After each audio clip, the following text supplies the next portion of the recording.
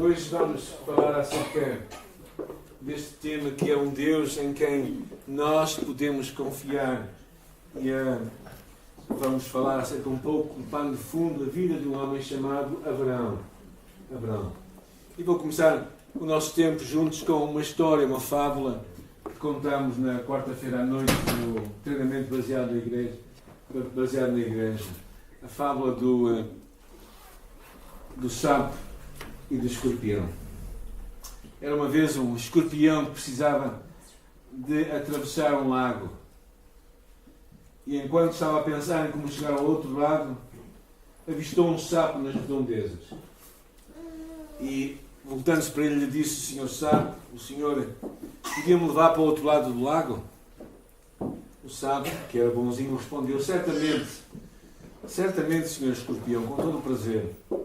E assim o escorpião subiu nas costas do sapo, que foi então pulando de planta em planta até chegar ao outro lado do lago. Porém, assim que o sapo falou: "Bem, aqui estamos, escorpião", e ele sentiu uma agulhada terrível nas costas. Também alguma agulhada, mas pronto, o escorpião picou o sapo, e o sapo estrebuchava já nas últimas. E ele perguntou: "Como é que o senhor pôde fazer uma coisa dessas? Eu trouxe-o nas minhas costas para a outra margem do lago e você me picou. Eu estou a morrer." O escorpião olhou para o sapo e disse: "Não consegui me conter. Eu sou assim. Essa é a minha natureza." Esta história nos conta como pessoas agem baseado na sua natureza. Talvez a pergunta mais significativa que tu podes fazer na tua vida é: quem é Deus para ti? Quem é verdadeiramente Deus? Eu não quero ouvir Todo-Poderoso, essas coisas que toda a gente sabe dizer de cor e salteado.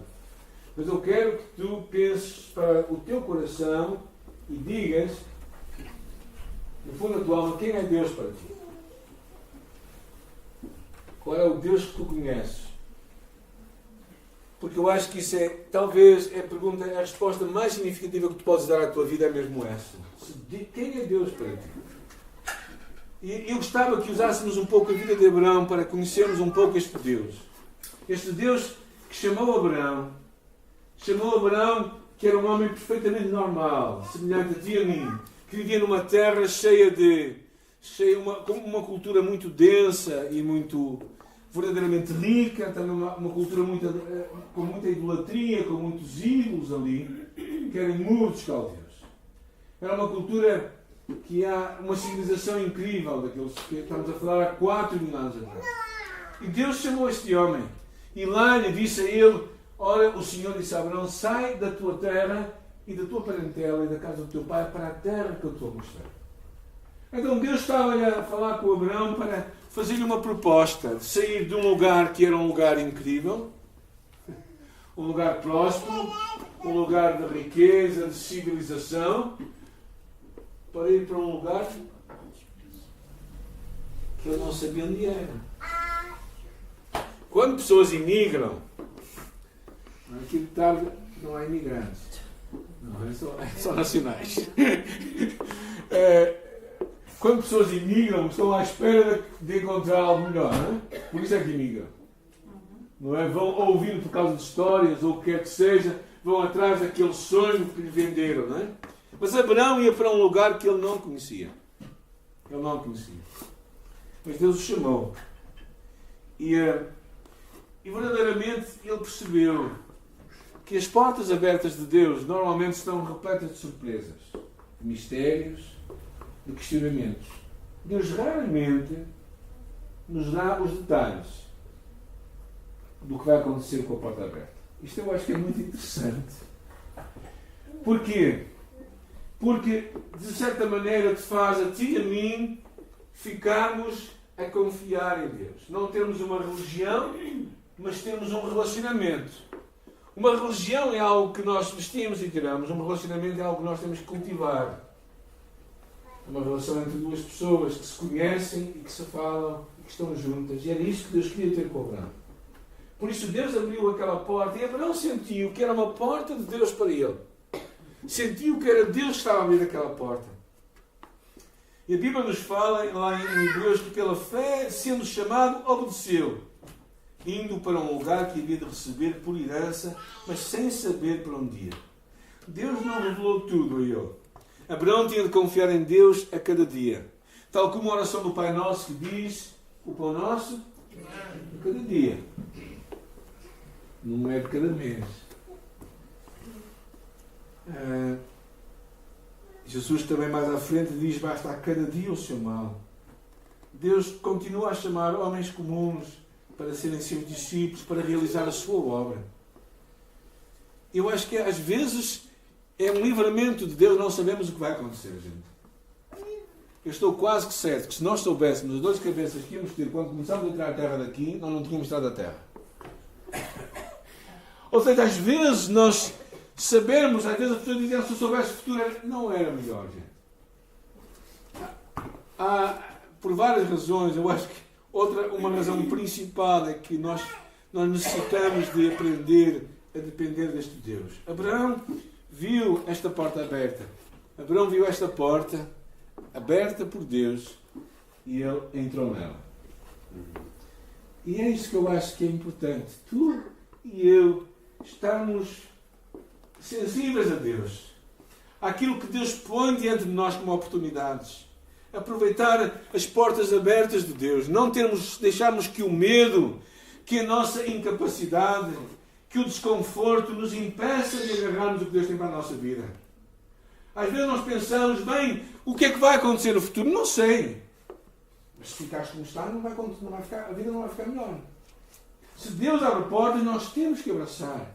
Confiando em Deus. É isto que Abraão fez. Abraão, gente, vocês pensam, Abraão meteu-se numa aventura incrível.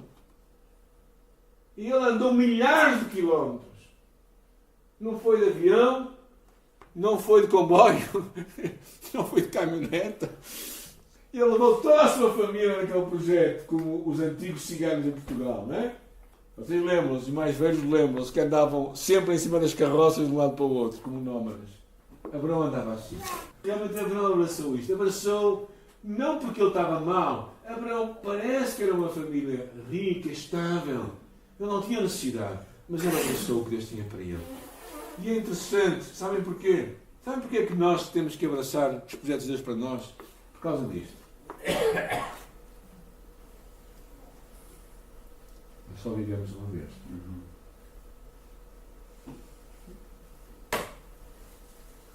Nós às vezes ditamos fora a vida que Deus nos dá. Quando estávamos a trabalhar com toxicodependentes aqui na igreja, no Servo, atendemos várias dezenas de jovens, homens e mulheres. Uma coisa que eu gostava de fazer era pegar nas folhas e amassá-las e atirá-las para o caixote do lixo e dizer assim, é assim que tu vais continuar a viver? Deitar para fora a tua vida? É que o livro vai ficar em 100 páginas. E Abraão sabia que ele só ia viver uma vez e tu e eu também temos que pôr isto no nosso coração. Eu não quero chegar daqui a 10 anos e dizer assim, se eu tivesse tentado fazer aquilo. Não quero. Eu quero tentar e falhar. Prefiro isso do que pensar, se eu tivesse. Porque eu acho que quando Deus abre portas para nós, e isso é que eu acho que é importante, tu e eu temos um relacionamento com Deus, de sentirmos Deus a falar connosco e abraçar o que Deus tem para nós. É interessante que a história de Abraão continua. Ele sai da sua terra e o que encontramos Abraão é no capítulo 15. Então, no capítulo 15 encontramos Abraão a falar com Deus. E a conversa é muito interessante. Deus a falar com ele diz assim, não temas, Abraão, eu sou o teu escudo, o teu grandíssimo galardão. Abraão estava a ver os anos a passar, mas esta ideia de que Deus seria o seu escudo, a sua proteção era incrível. E Deus o faz levar a um lugar e diz assim, olha para o céu e conta as estrelas. Mas quando Deus mostra a Abraão as estrelas, ele diz assim, Abraão, estás a ver tudo isto? A tua descendência será como as estrelas do céu. Abraão percebeu que apesar da sua idade avançada, ia cada vez avançando mais, ele e Sara, cada vez estavam a ficar mais novos, não é? Mas não para ter filhos. É que o que parecia impossível tornou-se possível com ele. As promessas dadas por Deus sempre se vão realizar. O problema é que não sabemos quando nem como. E é aqui que às vezes nós desesperamos. Nós ficamos ansiosos e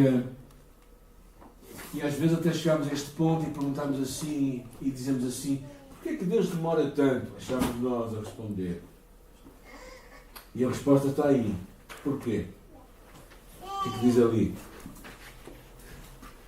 Porque o caminho de Deus e o pensamento de Deus não é o nosso pensamento.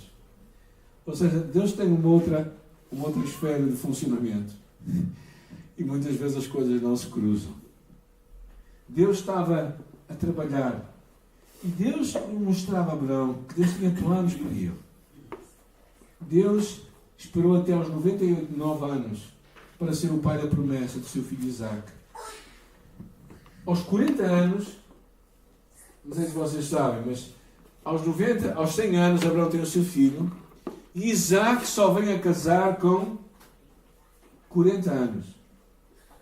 E quando Isaac descobriu aquela mulher, através daquele milagre que foi a saída daquele homem servo de Abraão para buscar alguém da sua descendência, Rebeca, e a encontrou, quando Isaac casa com ela, ele descobre que afinal a sua esposa tinha a mesma doença da sua mãe.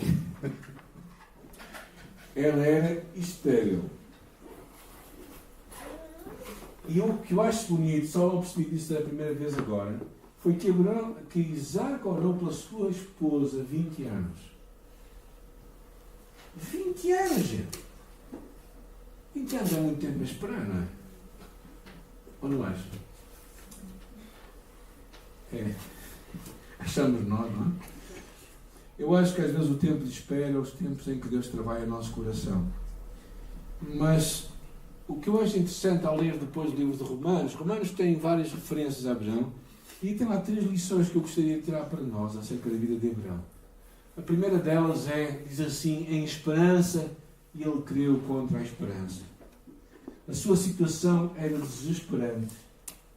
Ele estava a ver os anos a passar-se, estava a ouvir a voz de Deus a dizer, a tua descendência será como as estrelas do céu. Mas como é que vai ser como as estrelas do céu se eu nem tenho um filho?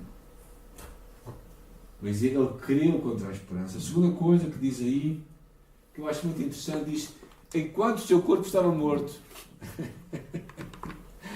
o corpo estava morto para ter filho. Certo? Ou seja, os factos não podemos negá-los. Mas faz-me lembrar um episódio que eu li que nunca mais esqueci, no princípio do meu ministério. Às vezes as coisas que fazemos no princípio da nossa vida com Deus, nosso serviço com Deus, é que nós mais guardamos. É a história de uma batalha que está a acontecer e o comandante está a mandar os seus soldados para avançarem, para conquistarem.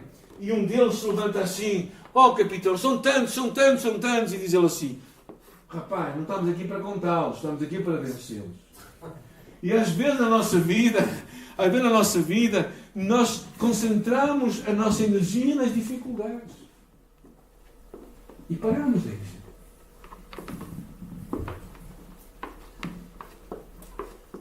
Eu trabalhei durante meses para que este livro saísse. Pus muita gente a trabalhar neste livro, que é um manual que vamos lançar esta semana, um manual de liderança, livros para liderar do Ministério de Liberdade em Cristo. Traduzimos, revimos. Digo uma coisa. Gastei energias indo lá para cima, corrigindo o livro lá em cima na tipografia, uma série de coisas. E ontem à tarde, depois de muita insistência, eu falei com o Ramos, e o Ramos disse: Samuel, vem cá em cima, temos que então mostrar o material. E ele mostra-nos 400 livros, todos estragados. Todos.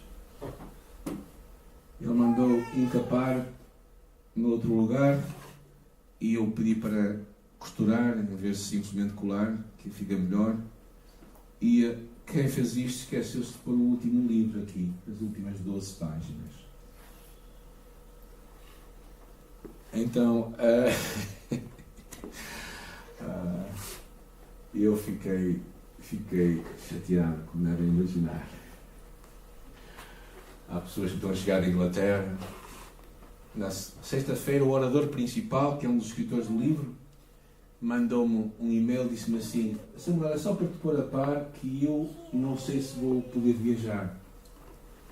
Há 2 semanas atrás eu tive um problema no ouvido interno e o médico não me aconselha a viajar. Gente, Deus sabe todas as coisas. O facto de, claro, isso não justifica a irresponsabilidade das pessoas, mas às vezes quando nós focamos nas dificuldades, nós não vamos fazer nada na vida. Abraão conseguiu olhar à frente. E a última lição que eu acho muito interessante em Romanos, ele diz: e ele se fortaleceu na sua fé em Deus. Ou seja, naquelas dificuldades, a sua fé o fortaleceu. Esse é o meu desafio para ti. Porque o que acontece a seguir é muito interessante, é que Deus muda o nome de Abraão. Nós sabemos isso, não é? Saltamos para o Gênesis 17 e encontramos ali Deus a mudar o nome. Claro que aqui Abraão e Sara tentam um atalho. Já vamos ler o que está ali. Aquilo era para ser aos bocados, mas aqui a dimensão ficou desanimada.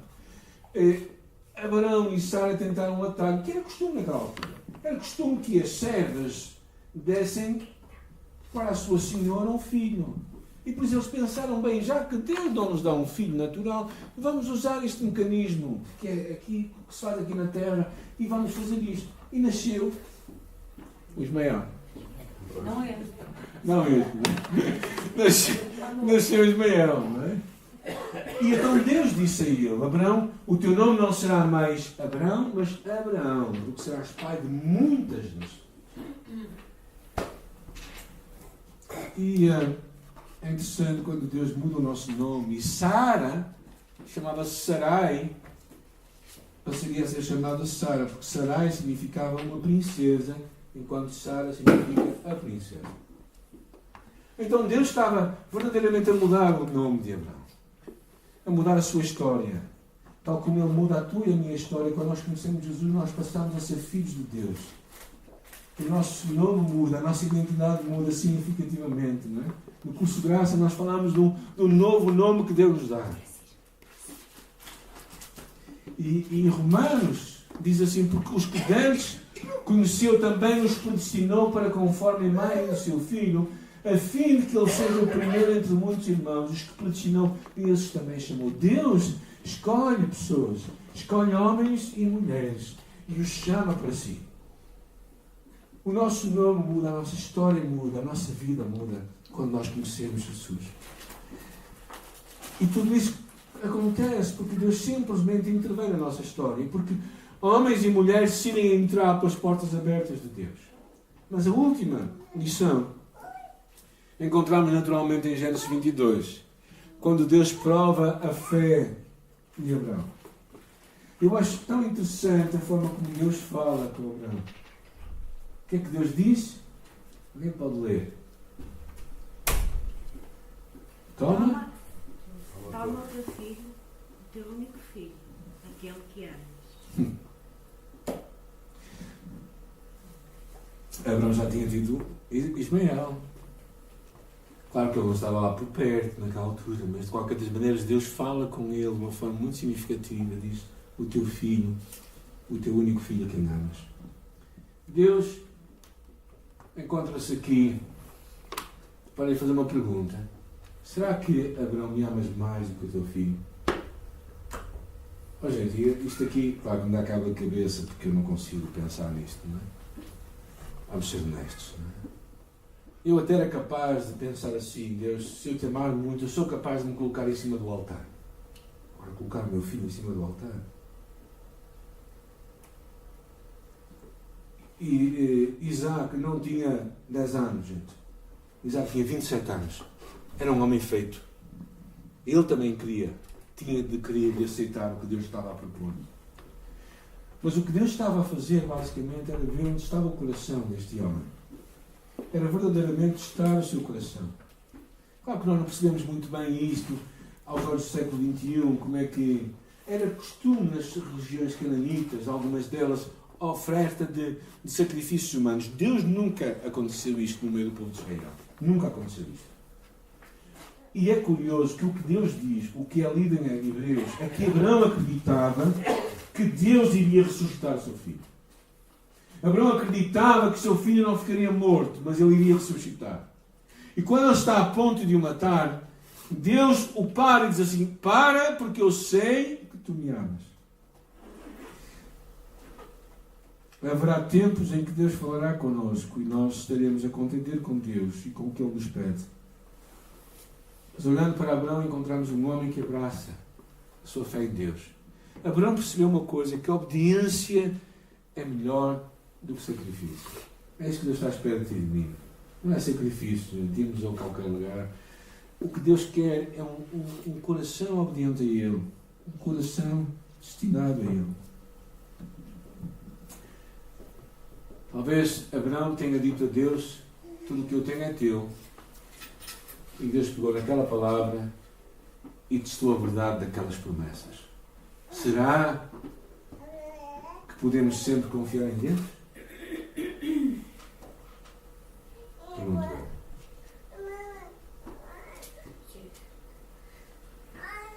Bem, se sim, então o que quer que Ele nos peça, nós podemos obedecer. Nós não temos que ter medo de enfrentar qualquer desafio. Eu queria fazer um exercício convosco, nesta hora. É um exercício simples, que eu vou pedir para que vocês deixem as vossas Bíblias e móvel Bíblia e que façam isto com as vossas mãos, simplesmente. Coloquem as vossas mãos assim, com as mãos abertas para cima. Sabem o que é que isto quer dizer? É que tu e eu temos que perceber as coisas assim. O que Deus te entrega, tens que dizer assim a Deus: Deus, tudo o que eu tenho é meu, mas é teu, está aqui. Eu não vou agarrar. Conseguimos fazer isto? Será que conseguimos dizer a Deus: o que eu possuo, eu não possuo, eu estou aqui com ela. Para ti, Deus. Eu acho que é isto mesmo que Deus vai nos lembrar algumas vezes. Eu oro que Deus me ajude a sempre ter o que Deus me dá dessa maneira. E dizer a Deus: tudo o que eu tenho é teu, verdadeiramente é teu. Porque só vivemos uma vez. Aquele monte chama-se o Monte Moriá, em que Abraão estava a ponto de sacrificar o seu filho. Abraão percebeu que onde Deus guia, ele provê. Aquele Monte Moriá significa escolhido e visto por Deus. Deus via a necessidade de Abraão e proveu o seu sustento. Proveu o livramento para o seu filho. Agora, porquê é que Isaac foi solto? Ajudem-me lá, lembrem-me uma história. O quê? O cordeiro, o sacrifício. 2000 anos depois, o próprio Deus, naquele monte, oferece o seu único filho, quem ele amava, Jesus Cristo. E não havia substituto para ele. Era o único capaz de morrer por ti e por mim. O único que era justo e santo e inculpável, que morreu naquele lugar. Naquele lugar, Deus entregou o seu único filho para morrer. O justo pelos injustos, para nos conduzir a Deus.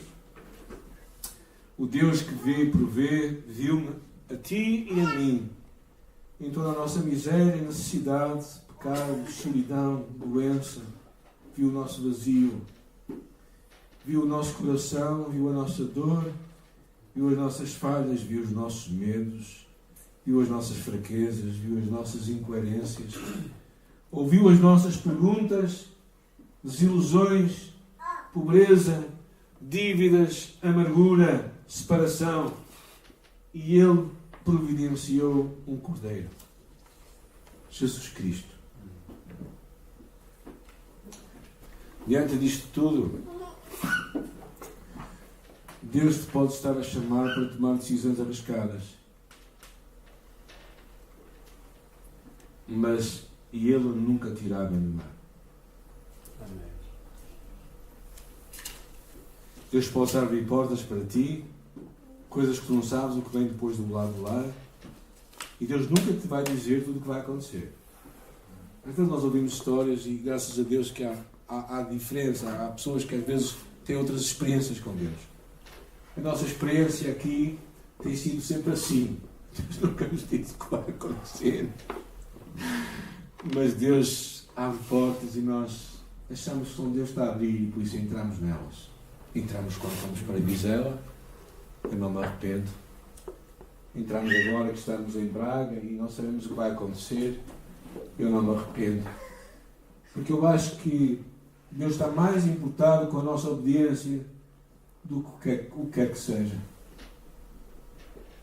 E a promessa é que quando Ele faz promessas e nós as temos como certas para nós, elas se vão cumprir. Agora, raramente sabemos quando. Podemos orar e sonhar e fazer propósitos com Deus.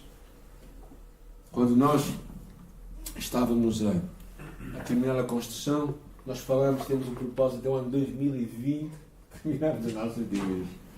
Dizendo que quase, eu não tenho fé que isso vai acontecer no próximo ano. Mas eu sei que não foi Deus que me disse para dizer aquilo. Foi algo que Deus pôs no meu coração, mas eu sei que não posso dizer que é uma promessa de Deus. Mas há muitas promessas que eu sei que são promessas de Deus.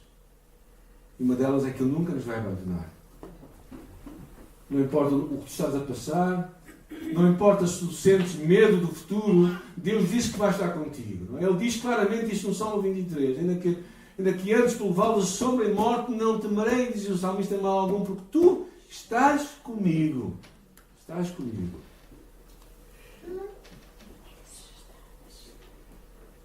Eu gostava de hoje terminarmos de uma forma diferente.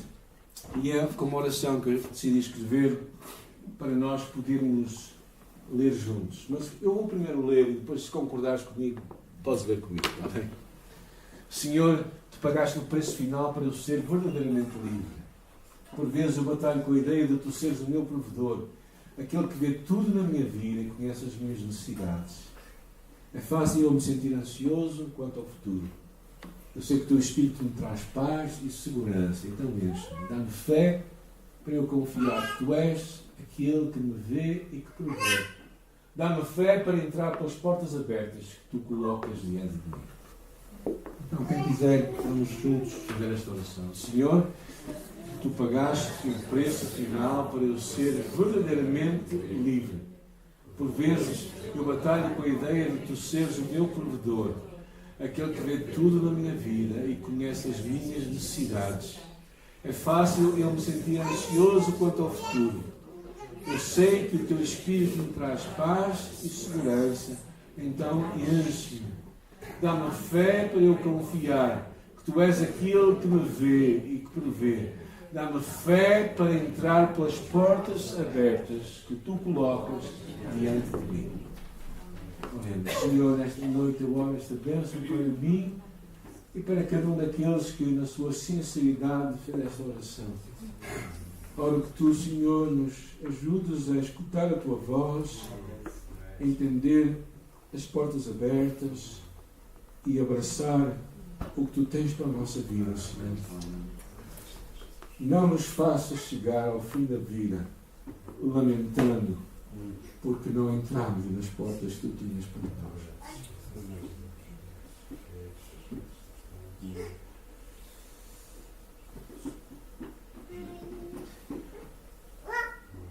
Alimenta em nossos espíritos e almas sonhos que vêm de ti, desejos que são santos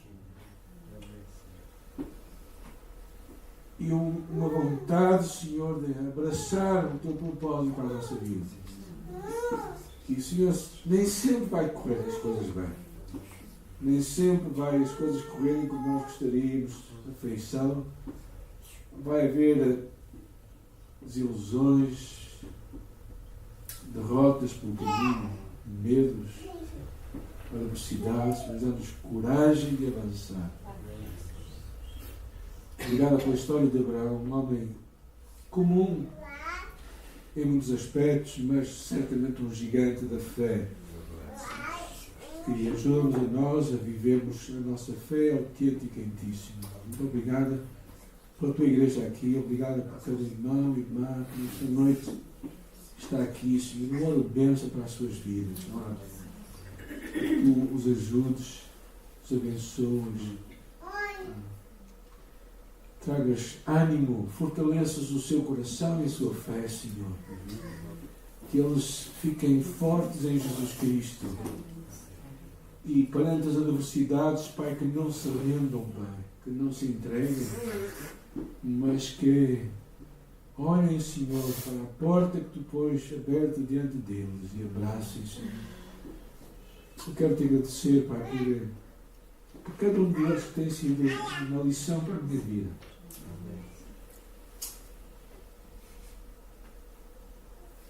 Dou-te graças também, Senhor, por não me teres deixado continuar em Aldoar, a minha esposa, por nos teres chamado para este lugar